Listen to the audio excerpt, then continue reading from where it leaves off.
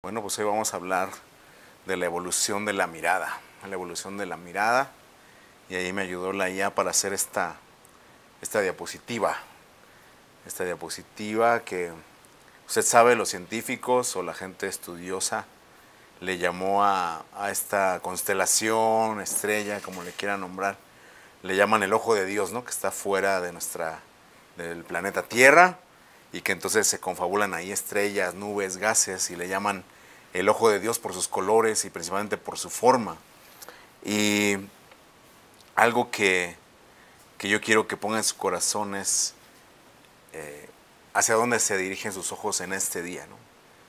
No sé si había pensado la importancia que tiene la vista, no solamente en lo físico, o sea, los que avanzamos en años, nos empezamos a cuidar más, ¿verdad? Cuando uno es joven, uno piensa que uno va a ser eterno, que nunca va a tener alguna deficiencia de ningún tipo, y uno se desvela, no se cuida con los cambios de temperatura, está uno trabajando en la computadora, se sale al aire, no hace sus chequeos anuales y hace un montón de cosas.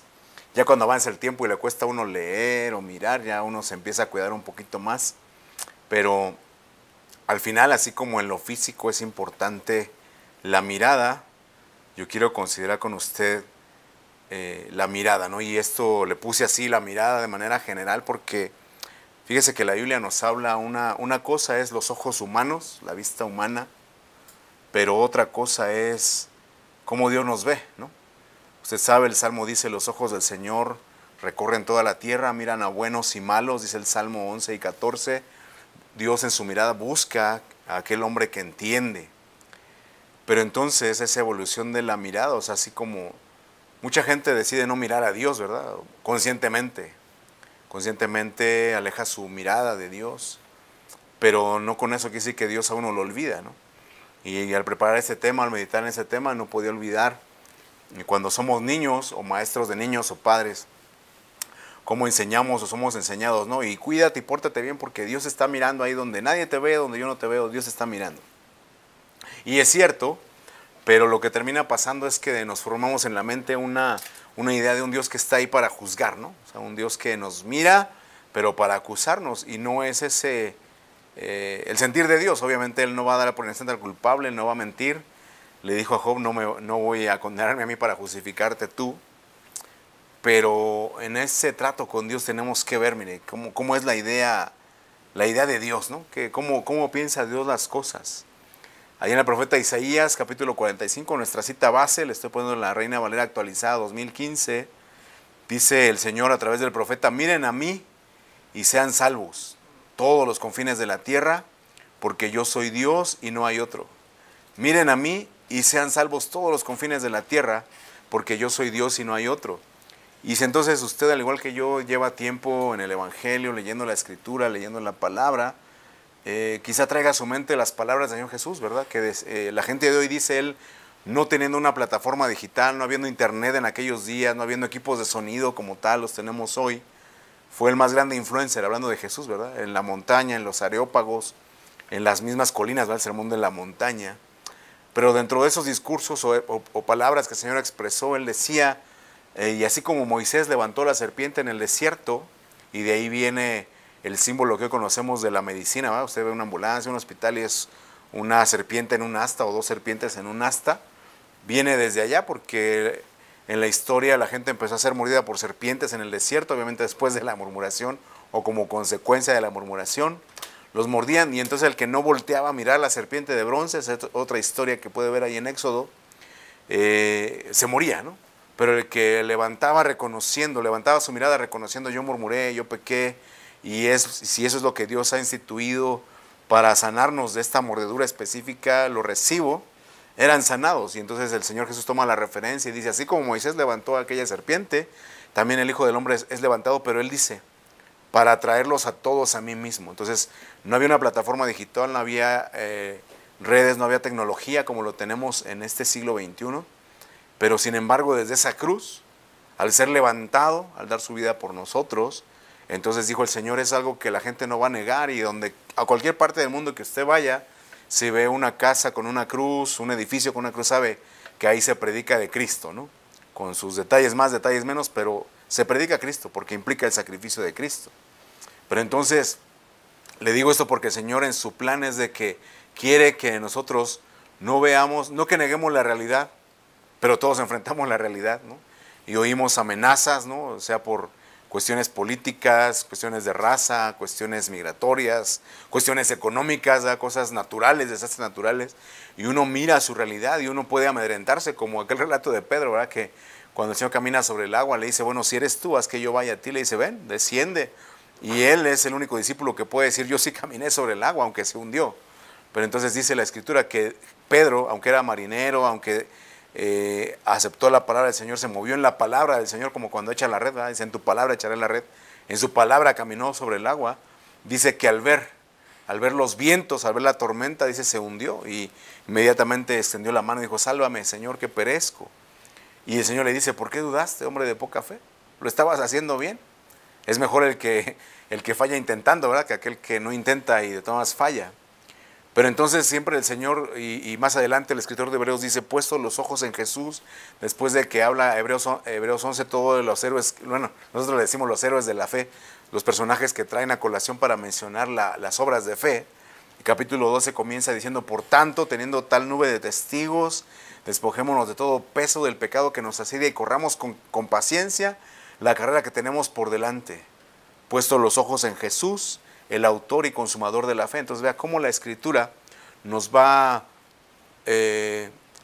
posicionando, nos va poniendo exponiendo cómo Dios trabaja la mirada, ¿no? Qué importante es la mirada, ahorita le quiero hablar de eso. Y entonces fíjese que si entonces, así como hemos aprendido, Pablo le decía a Timoteo, que traces la palabra de verdad. Entonces un trazo es donde empieza, donde toca y donde termina, ¿va? Hacia dónde apunta, y entonces vamos sacando la enseñanza. Si yo le preguntara cuál es la primera vez que se mencionan los ojos en la Biblia, ¿qué me diría usted? Porque entonces todos tenemos en nuestra mente el relato de Génesis, ¿verdad? Que Dios creó los cielos, la tierra, en el día sexto formó al hombre del polvo de la tierra, del barro, ¿verdad? Dice que sopló en su nariz, se menciona la nariz, sopló en su nariz aliento de vida, pero sabe que, y aunque obviamente de acuerdo a Génesis 3, el ser humano teníamos ojos, la primera vez que se menciona en la Escritura los ojos no es precisamente de parte de Dios, sino el primer personaje que menciona los ojos o pone su atención, su enfoque en los ojos es la serpiente, Génesis 3:5. Entonces la serpiente dijo a la mujer, ciertamente no morirán. Recuerde que llega calumniando a Dios, dice, ¿acaso Dios les ha dicho que no coman de ningún árbol del huerto? La mujer le responde, no, de los árboles del huerto podemos comer, pero ha dicho Dios, del árbol de la ciencia del bien y del mal no comeréis, el día que de él comieres ciertamente morirás. Por eso dice aquí la serpiente, ciertamente no morirán. Es que Dios sabe que el día que coman de él, estoy leyendo la Reina Valera actualizada, Dios sabe que el día que coman de él, y aquí es la primera vez que se menciona la palabra ojos como tal en la Escritura, y si los ojos de ustedes les serán abiertos y serán como Dios, conociendo el bien y el mal. Le digo que teníamos ojos porque usted sigue leyendo Génesis 3 y dice, y viendo la mujer, que era un árbol codiciable para alcanzar la sabiduría, que era apetecible a la vista, ¿sabe? Entonces como si tenían la vista biológica, la vista fisiológica, y no me quiero referir a que tenemos entonces como hay cierta línea de pensamiento de los iluminados que tienen un ojo en la mente, porque muy interesantemente en el hebreo solamente una palabra menciona ojos o vista, pero entonces obviamente, y sí está hablando de algo espiritual, pero entonces dice la Escritura que comió y fueron abiertos sus ojos, pero lo primero que vino fue culpa, ¿verdad? Se escondió la gente de la presencia de Dios. Entonces vea cómo es ese trabajo de Dios, que a través de lo que vemos es que nos metemos en un sinfín de problemas, ¿no? Y otro tema sería, me gustaría tratarlo con usted también, lo que es no mirar, ¿verdad? Lo que es no mirar, porque claramente dice la Escritura cuando Dios va a escoger a un nuevo rey para sustituir a Saúl, le dice al profeta Samuel, no mires a su parecer ni a lo alto de su estatura, porque yo lo desecho para ser rey. Porque Dios no mira lo que mira el hombre, porque el hombre mira lo que tiene delante de sus ojos, pero Dios mira el corazón. Entonces algo que a la gente muy espiritual como el profeta Samuel, y de ahí hacia abajo los que somos terrenales, simples mortales como nosotros, usted y yo, pues tenemos una lucha a través de los ojos, ¿verdad? El apóstol Juan, más adelante lo vamos a ver, dice, no ames al mundo ni las cosas que están en el mundo. Y las cosas que están en el mundo, dice el apóstol Juan en su primera carta, capítulo 1, dice, las cosas que hay en el mundo a saber, deseos de los ojos, deseos de la carne y la vanagloria de la vida. no provienen del Padre, sino del mundo, ¿no? Ya vimos eso en algún momento. Pero entonces, ¿cómo viene a ser una lucha de deseos? En los mandamientos, los 10 mandamientos que todos conocemos, y precisamente esa palabra no, ¿verdad? Los que empiezan con un no, cuando dice no codiciarás, ¿verdad? No codiciarás a la mujer de tu prójimo, ni su buey, ni su asno, ni su casa, ni cosa alguna. Porque entonces el ser humano, la humanidad en su naturaleza, somos seducidos a través de la vista, y no tiene que ver con que los hombres somos visuales y las mujeres auditivas, y por eso las mujeres se maquillan y los hombres hablamos, ¿verdad? No tiene nada que ver. Porque la mujer, la que fue seducida fue la mujer a través precisamente de la vista. Eso es un concepto más práctico, ¿verdad? Más pragmático, lo de que el hombre es visual y eso. La mujer fue seducida a través de la vista. Pero entonces quiero que vea cómo es ese trabajo, de la vista, que entonces Proverbios del rey Salomón, bueno, que se perdió por las mujeres, dice que la multitud de mujeres desvió su corazón. Él en sus consejos que da en Proverbios dice, no mires la apariencia, no mires la hermosura de la mujer, ¿verdad? No la mires, no mires a sus ojos, no mires la riqueza del impío, del avaro, dice, porque come y bebe te dirá, pero su corazón no está contigo. No mires, hay cosas que dicen no mires. No mires esto, no mires su estatura, no mires su parecer, no mires la apariencia, no mires las riquezas que son engañosas, no mires, no mires. No está diciendo que se haga monje, ¿va? Y se vaya a una montaña y no está diciendo eso. Hay un trabajo que Dios hace, mire. Le menciona entonces comenzar. La verdad es que se menciona es Génesis. La última vez obviamente sería Apocalipsis. Obviamente yo le pongo aquí el capítulo 1, pero no es el capítulo 1. Me llamó la atención cómo es el corazón de Dios, que la última vez en la Biblia que se menciona la palabra ojos es en Apocalipsis 21, donde el Señor habla, dice, ya son nuevas, dice, cielos nuevos, tierra nueva. Dice, las cosas viejas, todo es hecho nuevo, las cosas viejas pasaron. Y entonces dice el Señor, la última vez que menciona los ojos del ser humano, dice, enjugará a Dios mismo enjugará toda lágrima de los ojos de ellos. Ya no habrá más llanto. Entonces vea cómo es ese trabajo a través de la vista. El Señor Jesús fue muy extremo, ¿verdad? Muy radical. Dice, si tu ojo derecho te es ocasión de caer, sácalo. Mejor te es entrar a la vida eterna con uno, que teniendo los dos te pierdas. Y entonces le digo eso porque aunque no es algo, entendemos que no es algo literal, sino en la iglesia todos seríamos piratas, hombres y mujeres, todos tendríamos un ojo parchado. Yo creo que muy pocos serían los que no. Pero el Señor en su corazón dice, voy a enjugar toda lágrima, todo sacrificio que hicieron, todo lo que les costó. Pero entonces me llamó la atención el 1.7, porque al final Apocalipsis es el último libro de la Biblia, el libro de revelaciones, lo que significa Apocalipsis. Y entonces vea que dice Jesús mismo, porque esa es la revelación que Jesús le dio a su ángel, para que el ángel se la diera a su siervo Juan. Y entonces él hace una proclamación y dice, he aquí, hablando del Señor Jesucristo en su segunda venida, dice, he aquí que viene con las nubes y todo ojo le verá, aún los que le traspasaron. Todas las tribus de la tierra harán lamentación por él, sí, amén. Entonces por eso le puse al tema la evolución de la mirada, porque usted puede desviarse a las cosas del mundo y está bien, tenemos que cumplir nuestras responsabilidades, ¿verdad? Le digo, no es que se haga un monje, y no he leído ese libro, pero el título dice el monje que vendió su Ferrari. No se trata de eso. O incluso fíjese cómo es el trato de Dios, que cuando ahí en Juan precisamente dice que iban pasando, y usted sabe, Jesús dice que le restauró la vista a los ciegos, pero menciona específicamente un joven que dice que él era ciego de nacimiento, y cuando los discípulos le preguntan al Señor Jesús, Maestro, ¿este nació ciego porque pecó él o porque sus padres pecaron? Y les dice el Señor Jesús, no pecó ni sus padres, nació así para que la obra de Dios se manifieste en su vida. Y le restaura la vista, no hace lodo y le pone los ojos, y ese muchacho es el que dice, yo solo sé que era ciego y ahora veo. Entonces vea cómo es que a veces la vida nos da ese tipo de carencias que obviamente son lamentables y nos dolemos de por qué aquel tiene y yo no, yo me porto bien, y es algo que muchos personajes en la Biblia se cuestionaron, ¿verdad? Dicen los salmos, casi perezco al ver la prosperidad del impío, de aquel que vive como quiere y hace como quiere y tiene abundancia, y a veces uno que se esfuerza no lo tiene. Es algo que todos se cuestionaron. El hijo mayor, ¿verdad?, de la parábola del hijo pródigo, de padre, yo no me fui a malgastar nada, siempre estoy contigo y nunca me has dado nada.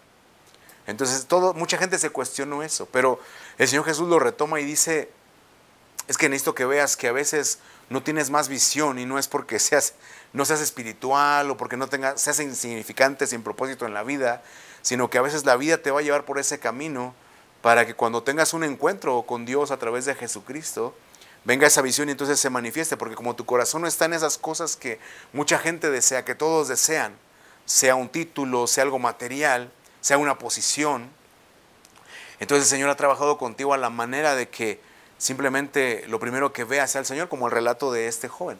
Y cuando el Señor le restaura la vista, dice, mira, yo no sé lo que ustedes acusan a Jesús. Yo solo sé que era ciego y ahora veo. Y entonces fue que meditando en eso es de que entonces vea cómo es de que tú puedes voltear tu vista de Dios, puedes recibir la vista en el camino mientras llegamos a la eternidad.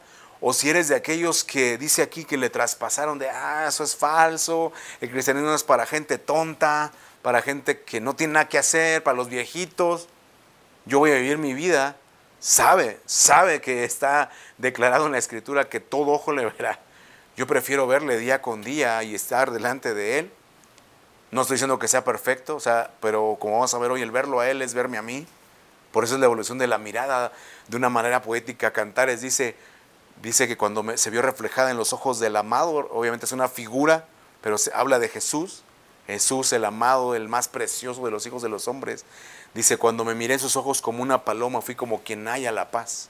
Cuando yo llegué a mirarme como Él me miraba, tuve esa paz que todos buscamos. Pero si yo se lo digo así porque lo marca la Escritura, pero sepa que si usted rechaza a Dios, rechaza las cosas de Dios, al final va a ver a Dios. Al final, ¿cómo prefiere verlo? ¿Prefiere verlo con ojos de un enamorado, de alguien que ama recíprocamente? ¿O lo quiere ver como alguien que yo no quería ver, como cuando uno comete una falta contra alguien y así ya no lo quiere uno ni mirar, ¿no? Le pide dinero prestado, no le paga y así como que aparte de que no contesta el teléfono, es que no tenía saldo, ¿verdad? Pero lo peor de todo es la mirada, ¿no? Le esconde la mirada, le saca la vuelta, como decimos. Así es también con Dios. Él creó la libertad, ¿verdad? Tu libertad la vas a tener, tú puedes hacer lo que tú quieras.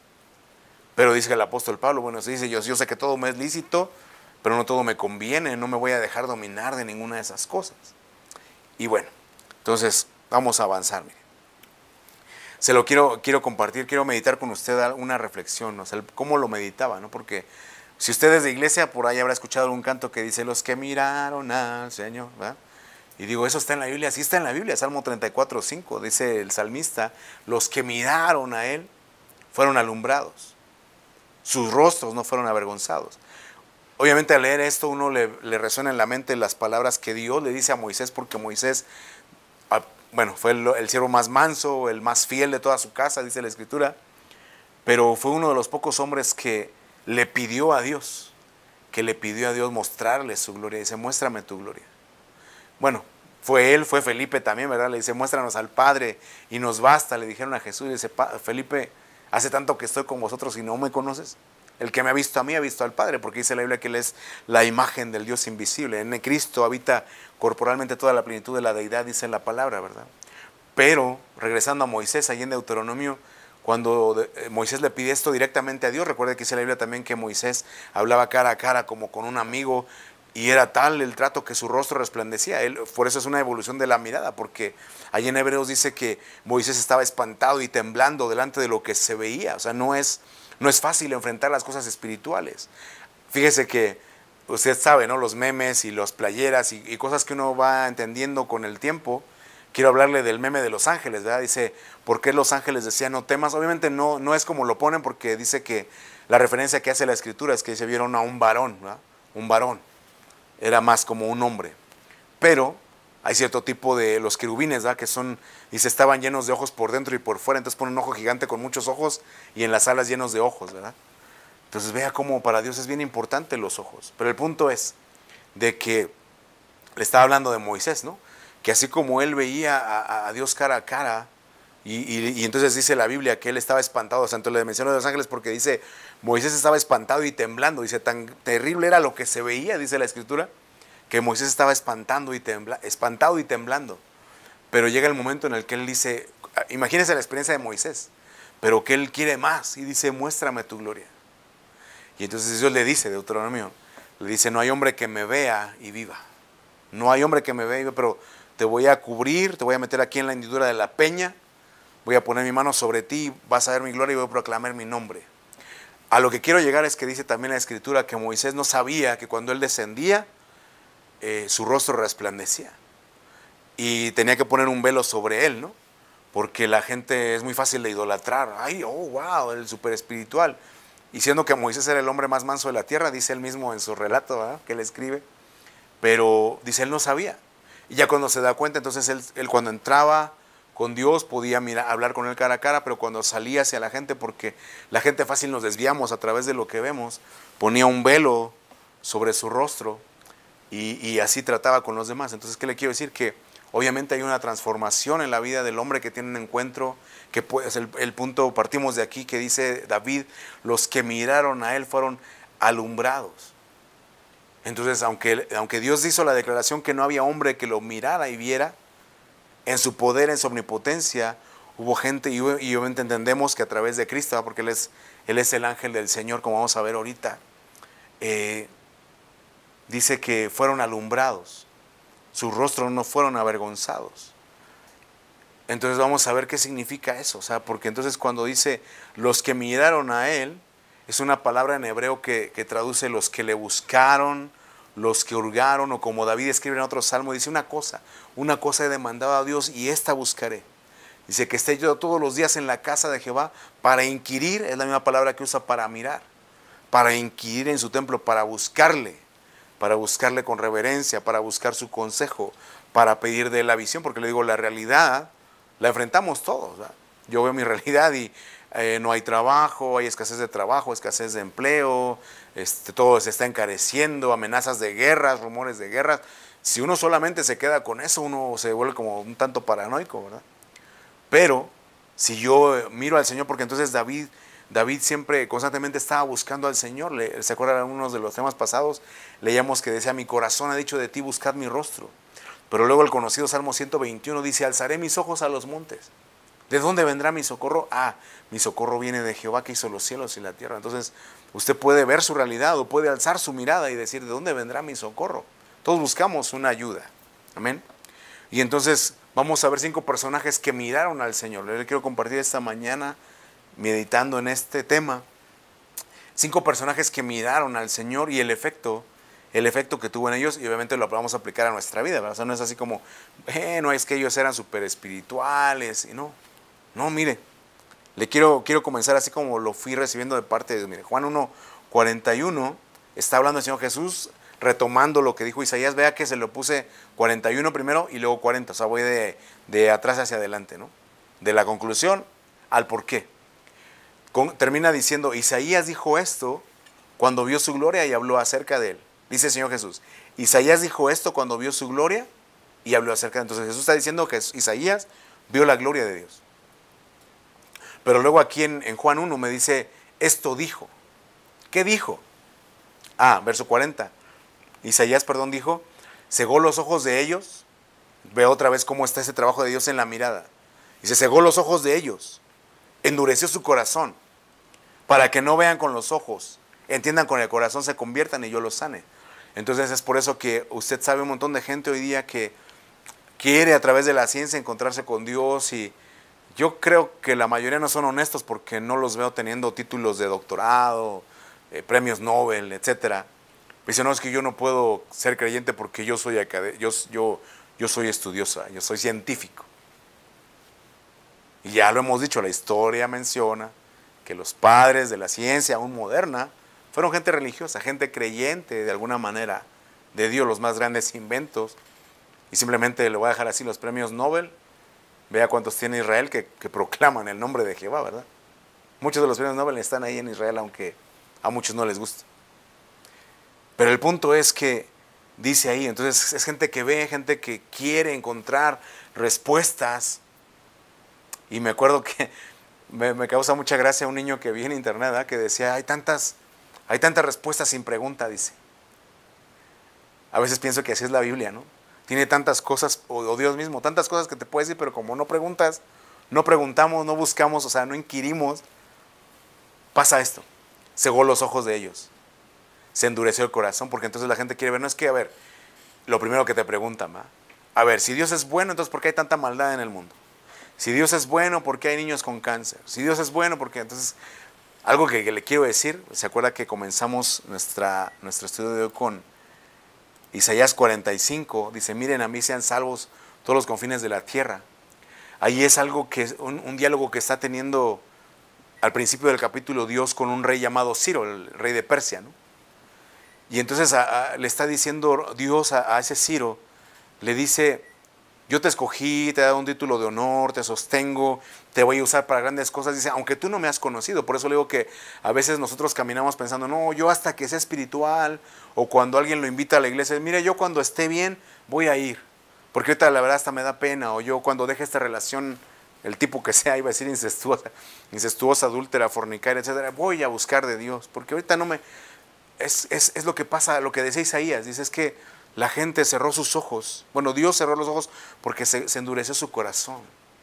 Pero entonces ahí mismo a Ciro le estaban diciendo eso y le dice, ¿por qué? Léalo usted en casa, Isaías 45.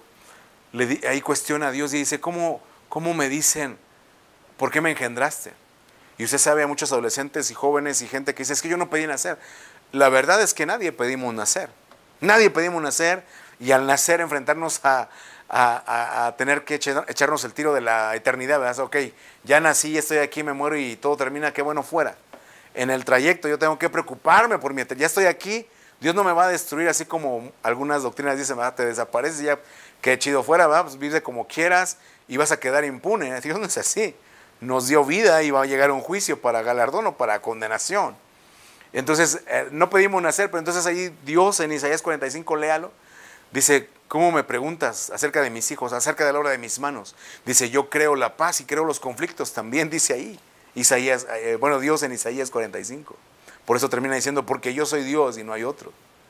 Pero entonces de todo lo que está diciendo, de todo el caos que puedas ver en tu vida, dice Dios, miren a mí y sean salvos. Mira, no mires lo demás, no mires los detalles, no te está diciendo que te hagas de la vista gorda. Ahí está la realidad, ahí está. Pero entonces, ¿qué vas a hacer? O sea, te vas a quedar con esa realidad. Y yo por eso no creo en Dios. O sea, bueno, Dios, estoy viendo esto, pero si volteo a verte a ti, espero ver esa salvación que tú prometiste en Isaías, porque son cosas que son justificables, son válidas, que uno las cuestione, son válidas. Déjeme, me regreso acá donde estaba. Son válidas que uno las cuestione. Pero entonces estábamos aquí en Juan, ¿verdad? Donde Jesús está citando a Isaías. Y entonces le mencioné eso porque dice, cegó los ojos de ellos, endureció su corazón. Por eso le digo, entonces, ¿cómo va a evolucionar su mirada? Apartarse de Dios, yo no quiero nada con Dios. Y hay gente que ha sido tanto el dolor de su corazón, no la estoy condenando, estoy hablando de lo que la gente expresa, ¿verdad? Y yo por eso no quiero nada con ese Dios, ¿verdad? Yo no quiero nada con ese Dios. Pero vea que lo que le quiero decir esta mañana es que Jesús está diciendo, sí, entiendo, o sea, Isaías está explicando que el corazón se endureció y los hombres cerraron sus ojos hacia Dios. Pero por eso le comencé diciendo lo que dice la Escritura. Dice, Isaías dijo esto cuando vio su gloria. O sea, cuando Isaías, que fue un profeta enviado a señalar el pecado de la gente, que no era agradable, ningún profeta experimentó algo agradable como los de hoy día, ¿no? La mayoría, que andan bien anillados, no, les tocó sufrir. El profeta Jeremías decía, yo ya no quiero hablar en tu nombre, pero fuiste más fuerte que yo, me sedujiste.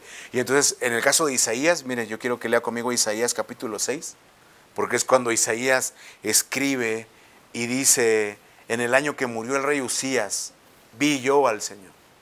En el año que murió el rey Usías, vi yo al Señor sentado sobre un trono alto, sublime, sus faldas llenaban todo el templo, y ahí sigue diciendo que los querubines proclamaban santo, santo, santo, que la tierra se estremecía, dice el relato.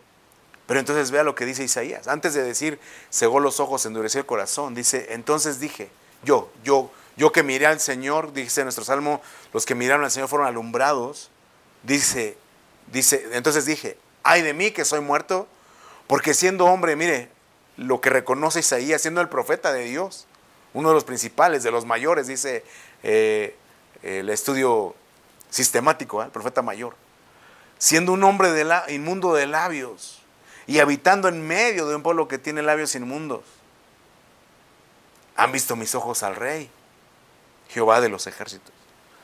Entonces se da cuenta cuando uno ve al Señor, porque hay gente que dice, a ver, si Dios quiere que crea en Él, que se manifieste. Hay gente que así lo ha encontrado, ¿verdad? Si eres real, creo que la mayoría en una situación crítica de su vida, si tú existes, haz algo por mí ahora. Porque cuando es así con orgullo, yo creo que entonces la Biblia dice que al orgulloso lo mira de lejos. Pero entonces vea que Isaías, cuando, siendo el profeta de Dios, siendo de los profetas mayores, cuando él tiene un encuentro con Dios, se sintió muerto. Porque luego mucha gente dice, que se manifieste. Obviamente, como dice aquel pensamiento en internet, ¿verdad? Cuando se manifestó lo terminaron crucificando. No es agradable que te estén diciendo, eres un hipócrita, eres una generación de víboras, no entiendes, eres un avaro. No es agradable que le digan a uno sus cosas, la mayoría. El que es honesto consigo mismo va a decir, pues sí lo soy, ¿cómo lo cambio? ¿No? Que se propicia a mí pecador. ¿Qué es lo que le pasó al profeta Isaías? Imagínense, yo pienso, como mexicano, pienso en los mexicanos que lo general es que se la pasan albureando y todo en doble sentido y se trata de que nadie le gane a uno en el albur, ¿no? Pero vea entonces cómo Isaías dice, soy un hombre de labios inmundos y habito en medio de un pueblo que tiene labios, ya no se diga las malas palabras, y eso está en todos los niveles, ¿verdad? En cualquier país que usted vaya tienen su mala palabra, ¿no? Su grosería suprema y muchas malas palabras. Y sin ninguna consideración los jóvenes las dicen. Pero entonces quiero que vea que entonces Isaías no solamente dijo, y por eso dice, el que no reconoce su condición cuando vea a Dios, lo que va a pasar, dice Isaías, lo vimos en Juan 1, dice, va a endurecer su corazón, va a cerrar sus ojos y no va a entender, se va a cuestionar tantas cosas que todos nos cuestionamos, dice, pero no va a entender, porque Dios no quiere que lo analices a través de tus sentidos, sino que dispongas tu corazón. Y cuando dispones tu corazón, entonces dice, se conviertan y yo los sane. Se conviertan y yo los sane. Entonces por eso te digo, la evolución de la mirada. ¿Cómo quieres ver a Dios? ¿Lo estás retando que se muestre? ¿O esta mañana puedes cambiar tu actitud y decir, bueno, si Isaías, cuando te vio, él se vio a sí mismo, se sintió morir y se lamentó de su condición? Yo quiero tener eso. Yo no quiero que mi corazón se endurezca. Yo quiero que mi corazón más bien se disponga a mirarte. El segundo personaje que yo encuentro en la Biblia que vio al Señor, lo encontramos en Jueces capítulo 6, Gedeón. Y entonces dice, viendo entonces Gedeón, que era el ángel de Jehová, recuerda que Gedeón, para los que no conocen la historia, dice que era el tiempo de los jueces, era porque dice, no había un rey en Israel, dice, y cada quien hacía lo que bien le parecía, así como nuestros días, ¿no?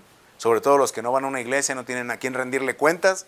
Entonces dice, cada quien hacía lo que bien le parecía. Entonces yo no necesito a Dios, yo no necesito la Biblia, yo soy bueno por mí mismo. Yo no necesito estar en una iglesia para ser bueno. Es lo que la gente en su lógica piensa. Y en cierto sentido tienen razón. Pero no podemos, o sea, ¿cómo vas a juzgar lo que es bueno y lo que es malo si no es a través de Dios? El problema de muchos científicos. O sea, ok, creo que hay un creador, pero ¿por qué tiene que ser Dios? Bueno, es que al hablar de que hay un Dios, entonces está hablando de un legislador que no solamente rige las leyes del universo, sino que también legisla lo que es bueno y lo que es malo. Bueno, entonces, le digo eso porque entonces Gedeón, en ese tiempo de los jueces, dice que él se enfrentó a los madianitas que dice que venían como langostas, ¿verdad? O sea, cuando después de que pasaba la cosecha, o sea, dejaban que el pueblo de Israel trabajara, o sea, sembrara, regara, cosechara, y después, en cuanto cosechaban, le caían los madianitas y se robaban todo el fruto de la tierra. Entonces Gedeón estaba escondiendo el trigo en un lagar, estaba escondiendo el trigo y viene el ángel del Señor, le dice, varón esforzado y valiente, Dios está contigo. Le dice Gedeón, esforzado y valiente sí, ¿verdad? Pero si Dios está con nosotros, ¿por qué nos ha acontecido esto? ¿Por qué estamos viviendo este despojo cada tiempo, cada año? Entonces obviamente ya usted sabe, le dice, bueno, por el pecado del pueblo, etcétera, porque cada quien hacía lo que bien le parecía. Pero entonces cuando Gedeón y le pide pruebas a Dios, mira, te voy a mandar, manda a Dios a Gedeón contra los madianitas, un ejército de 100,000, ¿no? 300,000. Y al final lo manda con 300 hombres, que no tiene nada de comparación, 300,000 con 300. Ahí usted redondelo a lo exacto. Y entonces por eso Gedeón le pide pruebas. ¿Sabes? Bueno, si Dios está conmigo, que el vellón esté mojado, y le pide señales. Pero entonces ya cuando viendo entonces Gedeón que era el ángel de Jehová el que le hablaba, dijo, Señor Jehová, que he visto al ángel de Jehová cara a cara, porque Dios lo había dicho a través de Moisés, no hay hombre que vea a Dios y viva para contarlo. Entonces le dice, verso 23, pero Jehová le dijo, paz a ti. Ve entonces que le digo por eso que el ángel del Señor es Jesús, ¿no? Porque entonces le dice, pero viendo que era el ángel de Jehová, entonces verso 23, pero Jehová le dijo, ¿no? Paz a ti, no tengas temor, no morirás. Y edificó allí Gedeón altar a Jehová.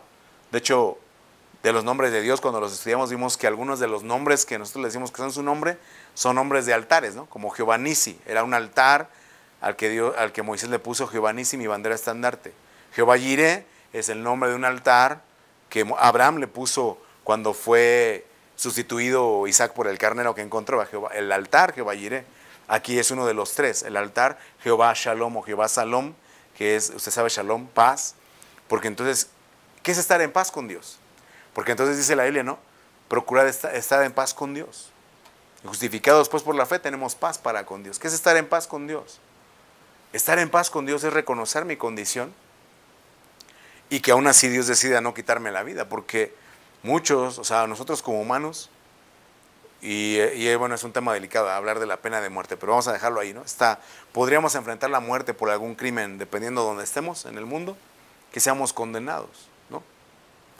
Entonces imagínense Gedeón, que está viendo cara a cara al Señor, y entonces dice, ay, ya miré al rey, o sea, entonces está reconociendo, o sea, como que le vino a la mente a Gedeón cuando le rezongó al Señor, si Dios está conmigo, entonces ¿por qué nos ha acontecido esto? ¿Dónde está lo que nos cuentan nuestros padres, las obras portentosas que hizo Dios en la antigüedad? Y entonces por eso dice, cuando vio Gedeón que era el ángel, le dije, bueno, ahorita me va a reclamar que por qué le dije, ¿va? Pero Dios, yo le he dicho, es una de mis frases, Dios es sencillo, Dios es sencillo. Por eso cuando se enfrenta con Pedro, después de que lo negó 3 veces, y que el gallo cantó, dice Marcos 14, el gallo cantó 3 veces el gallo cantó 2 y Pedro lo negó 3. Pero cuando se reencuentra con él ya resucitado y con sus heridas, recuerda que le había mostrado sus heridas a los discípulos, le pregunta al Señor, Pedro, ¿me agapeas? ¿Me amas con un amor supremo?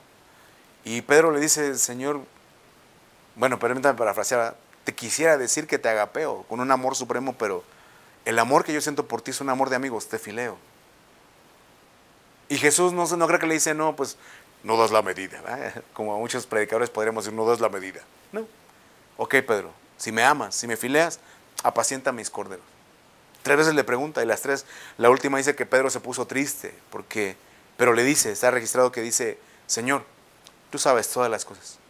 O sea, aunque yo ya aprendió, una vez te dije, yo voy a dar mi vida por ti, no fui capaz de darla, me ganó el miedo. Te negué blasfemando.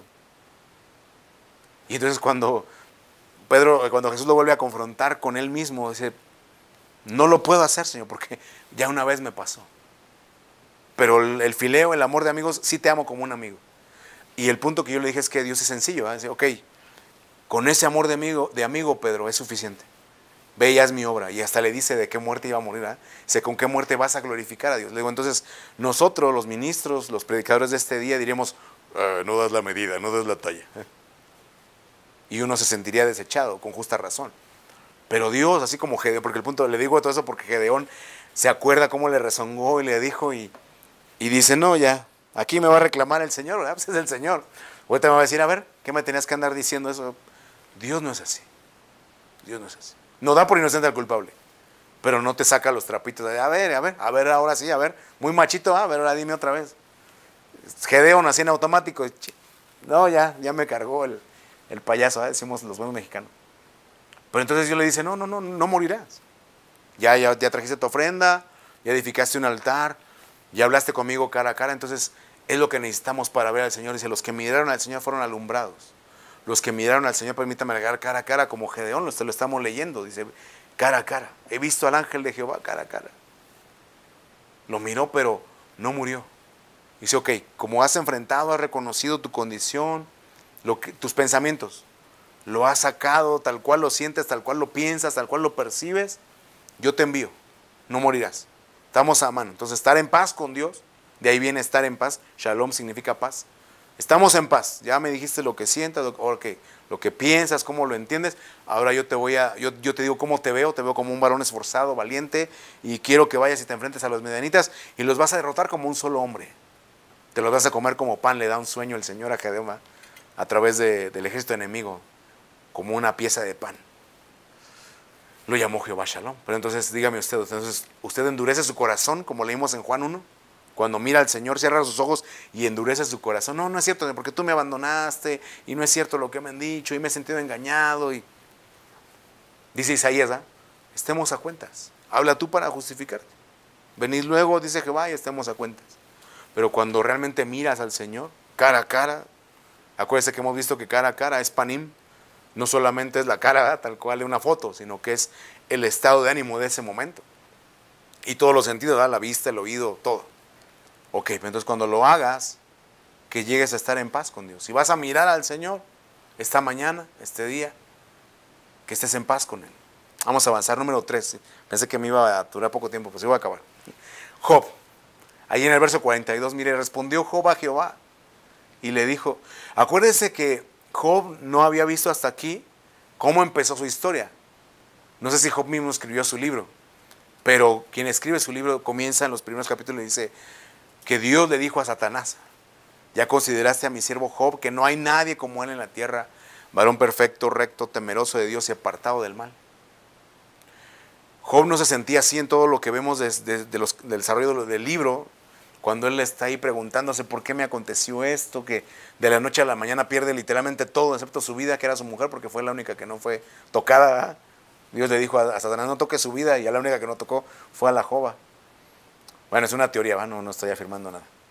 Pero entonces, después de que tiene ese trato, Dios habla con él en un torbellino, lo aísla y habla con él, y le pregunta tantas cosas, y dice, no, pues, respondió Job a Jehová, le dijo, yo conozco que todo lo puedes, que no hay pensamiento que se esconda de ti, por eso es mejor mirarlo y hablar cara a cara, ¿va? ¿Quién es el que oscurece el consejo sin entendimiento? Yo hablaba lo que no entendía, perdóname, cosas demasiado maravillosas para mí que yo no comprendía. Oye, te ruego y hablaré, te preguntaré, tú me enseñarás, de oídas te había oído, pero ve al verso 5, mas ahora mis ojos te ven. Pero entonces vea cuál fue el efecto en Job. O sea, no crea que Job dijo, ah, no, pues ya entendí que tú me veías como un hombre perfecto, recto, temeroso de Dios, apartado del mal, y que por eso, o sea, entonces soy tu mejor guerrero y me diste tus mejores batallas, ¿no? No le dijo eso. Le dijo, verso 6, por tanto me aborrezco. Señor, ahora que te puedo ver, ahora que no solamente es lo que he oído, lo que me han contado, como Gedeón, ¿dónde están las cosas que nos han dicho nuestros padres? ¿Dónde? Job le dice, yo de oídas te había oído, tenía una noción, una idea, oía un poquito aquí, un poquito allá, pero ahora mis ojos te ven. Y sigo sin entenderlo todo, o sea, no entiendo, hablaba lo que no entendía, pero me aborrezco y me arrepiento.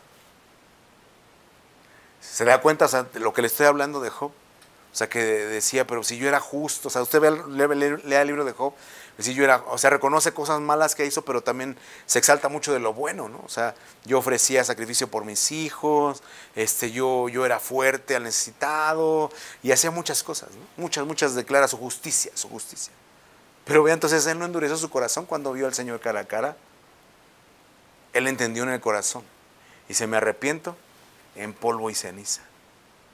¿Cuál es su actitud si tiene un encuentro con Dios después de un proceso de, Señor, pues es que mejor me había dicho que era tu mejor guerrero? Cuando pienso en esa frase coloquial que Dios le da sus mejores batallas a sus mejores guerreros, pienso en Jesús en la cruz.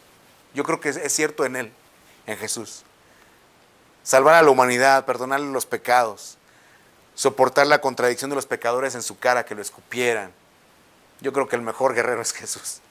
Y sí le dio su más grande batalla a Él. Nada más en Él. Ya de ahí vea Job lo que termina diciendo, me aborrezco, Señor, me aborrezco. Usted mantiene su justicia, pero es que yo no me lo merecía, es que tú tuviste la culpa, porque algo que a mí me impresiona de ese diálogo, usted búsquelo ahí, Job 41 y 42, le pregunta, una de las preguntas que Dios le hace a Job, le dice, ¿me vas a condenar a mí para justificarte tú, Job? ¿A mí me vas a condenar para justificarte tú? Porque piense usted, y ya vemos mucha gente que preferimos, como el primer hombre Adán, es que la mujer que me diste. Y la mujer aprendió y dijo, es que la serpiente. Y cuando llegó la serpiente volteó y estaba su colita ahí, ya no tenía a quién acusar, ¿no? Su cascabel, ¿no?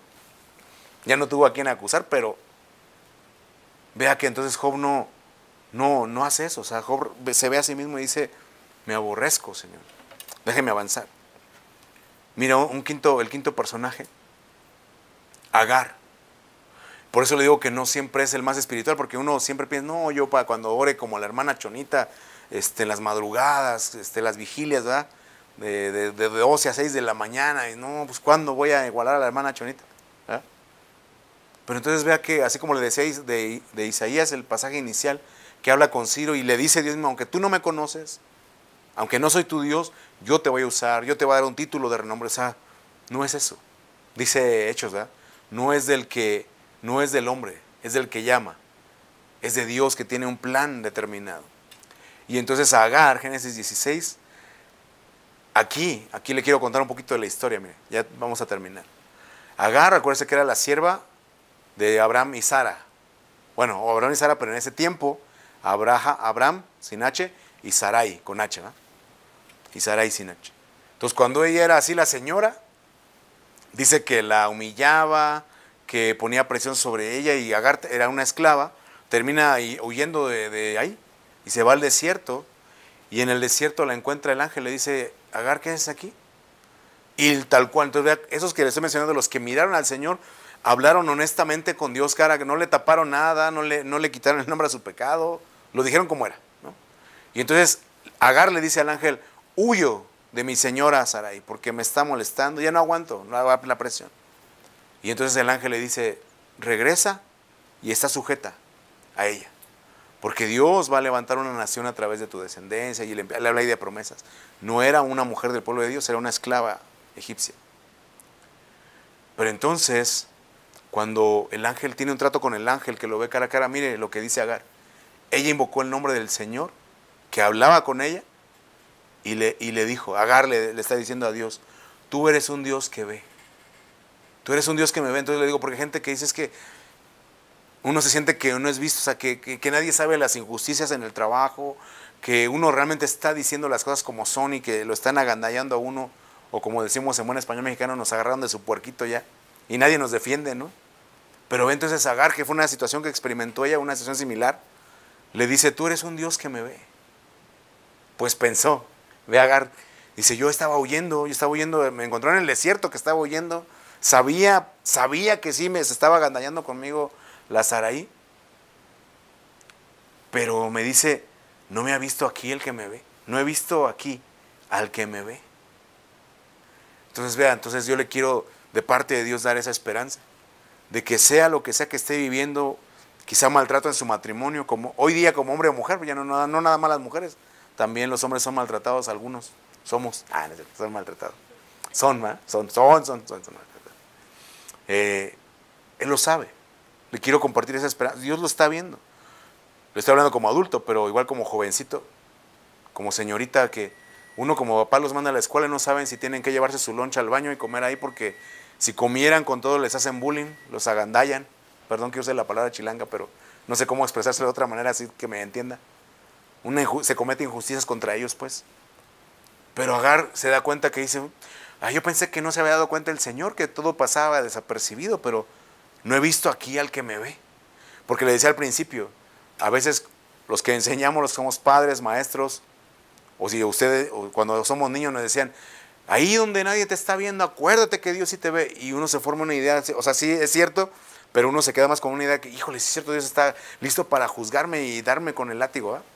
Es una parte cierta que Él siempre ve, pero vea que Él no ve, así como se nos fue enseñado que para juzgarnos o darnos el sablazo, el castigo, ¿no?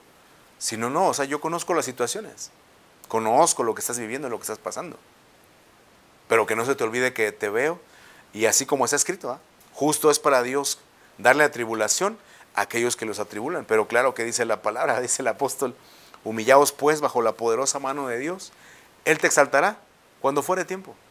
Qué bueno fuera que hoy fuera su tiempo y hoy ya mañana fuera y ya no estuviera esa situación que lo amedrenta. Quizá tome tiempo, pero hay un tiempo de exaltación. Le quiero compartir algo que aprendí, venimos de un retiro de pastores, y una de las palabras que a mí me impactó mucho, y se la comparto, usted analícela, pero decía una profecía, dice, vas a volver y tu situación va a ser la misma. No vas a ver un cambio. Vas a ver el cambio en ti. Tú eres el diferente, tú eres el que ha cambiado. Tu corazón es el que ha cambiado. Cuando uno tiene un encuentro con Dios. Y fue lo que pasó con Agar. Ella volvió y su señora la siguió agandallando, ¿eh? La terminó corriendo una segunda vez. Y así como hubo una vez que el ángel le dijo regreso, una vez que sí le dijo sí, Abraham, hazle caso a tu mujer, echa al siervo y a la esclava porque no van a heredar aquí. Hay un tiempo, por eso le digo, hay un tiempo de permanecer, hay un tiempo de sujetarse y hay un tiempo que Dios mismo va a dar la salida, la vía de salida, ¿verdad? Y estamos en su voluntad. Pero vea la experiencia de Agar, los que miraron al Señor fueron alumbrados y sus rostros no fueron avergonzados, Salmo 34:5. Por eso en su idioma, dice en arameo, dice, por eso llamó a aquel pozo Beer la Hay Roy, ¿no? El pozo del viviente que me ve. Y ahí habría que entrar en detalle, ¿verdad? Porque dice que este pozo estaba entre Cades y entre Barnea, ¿ah? Cades, Barnea.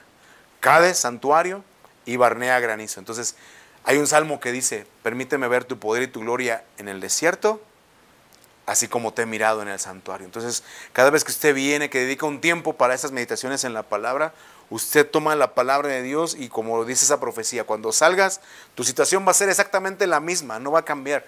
Pero si Dios logra que a través de tener ese encuentro con Él, seas tú el que cambie en medio de la situación va a llegar el tiempo en el que Dios te va a exaltar, como dice la palabra, cuando fuere tiempo. Cuando tú, a lo contrario de que mucha gente dice, Isaías escribió esto cuando vio su gloria, Señor, muchos endurecen su corazón y cierran sus ojos.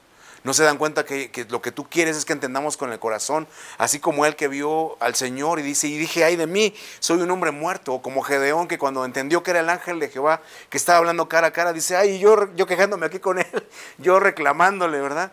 Se sintió muerto. Un Job que aunque era perfecto, recto, temeroso y ese apartado del mal, dijo, ahora que te veo cara a cara, me aborrezco. O sea, no sé por qué dije todo lo que dije, Señor. O sea, no te atribuí despropósito alguno, pero al final yo hablaba lo que no entendía.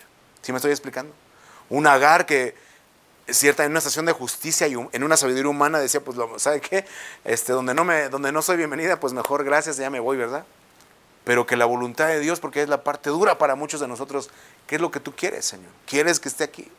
¿Quieres que me vaya? ¿Qué quieres? Aquí el ángel le dijo, regresa. Pero sabe que yo estoy viendo las injusticias que se cometen contra ti. Y mire, termino con Primera de Juan. Primera de Juan 1, ¿no? No creo que en el principio. No. Primera de Juan 1. Dice lo que era desde el principio. Vea el apóstol Juan, a ver si podemos hablar de lo que él experimentó. Dice lo que era desde el principio. Lo que hemos oído, vea que él dice lo que hemos visto. Lo que hemos visto con nuestros ojos. Nadie nos lo contó. Ahí en Isaías, nuestro pasaje inicial. Isaías, ¿qué era? Ay, no me da aquí. Isaías 45. Uno de los versos dice Dios hablando, dice, yo no les he hablado desde un rincón en un lugar tenebroso, así como, sube a la montaña y ahí Dios te va a hablar. Bueno, sí hay una parte de eso, ¿verdad? Pero Dios está diciendo, te ha hablado públicamente. Bueno, aquí Juan dice, lo que hemos visto con nuestros ojos, lo que hemos contemplado, lo que nos hemos dedicado un tiempo más a verlo desde diferentes ángulos, contemplado. Lo que palparon nuestras manos tocante al verbo de vida, porque la vida fue manifestada y la hemos visto y testificamos y les anunciamos la vida eterna, la cual estaba con el Padre, se nos manifestó. Dice Juan, lo que hemos visto y oído, eso os anunciamos. Pero lo que le quiero decir, el resumen de todo lo que hemos oído de un Job, un Gedeón, un Isaías, un Agar, ¿qué fue? Que nuestra comunión verdadera, eso los escribo, dice, para que vosotros también tengáis comunión con nosotros, o sea, entre hermanos. Pero nuestra comunión verdadera, yo le agregué el pero, nuestra comunión verdadera es con el Padre y con su Hijo Jesucristo.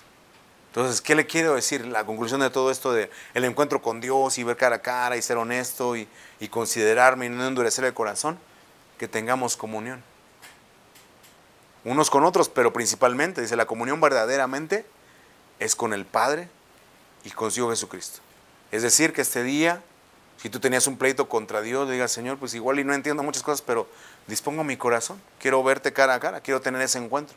Los que miraron a Él fueron alumbrados. Alumbra los ojos de mi entendimiento. No me permitas desviarme de las cosas que también voy a ver al salir de este lugar o al salir de este audio. Voy a seguir viendo mi realidad que no cambia. Pero si yo tengo un encuentro contigo cara a cara, si logro verte este día, si logro ponerlo en mi corazón como un Moisés que aunque había visto tantas cosas, dice que estaba espantado y temblando, pero eso, quiero más, Señor, quiero más, muéstrame tu gloria.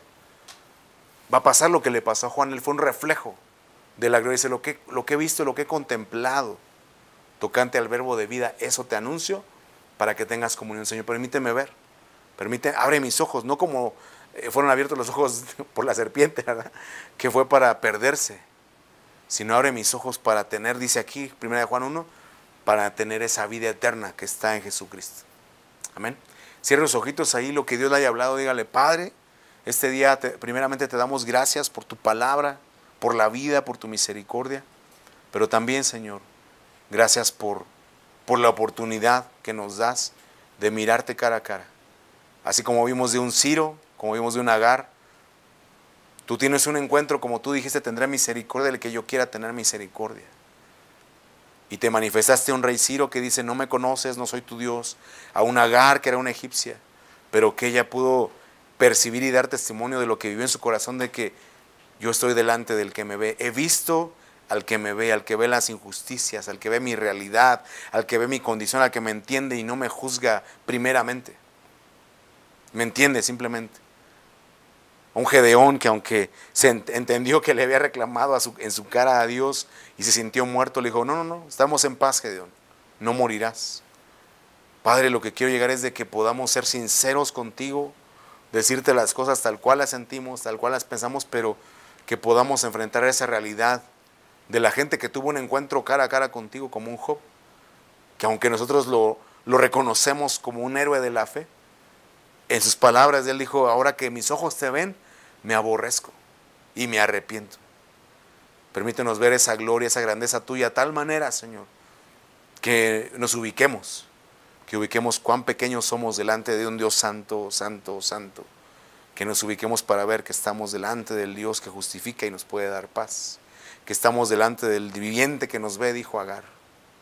Que podamos tener esa experiencia, como dijo Juan, no solamente lo que hemos visto, lo que hemos oído, sino lo que hemos palpado y contemplado tocante al verbo de vida.